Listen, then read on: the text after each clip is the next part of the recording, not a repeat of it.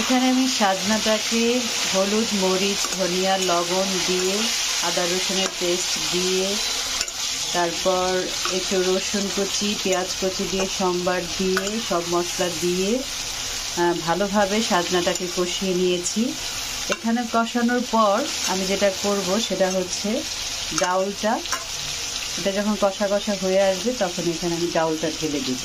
ডাউলটা আগেই করে রেখেছিলাম, ডাউলটা জাল করে সিদ্ধ করে নিয়েছিলাম, সেই ডাউলটা এখানে আমি ঢেলে দিচ্ছি।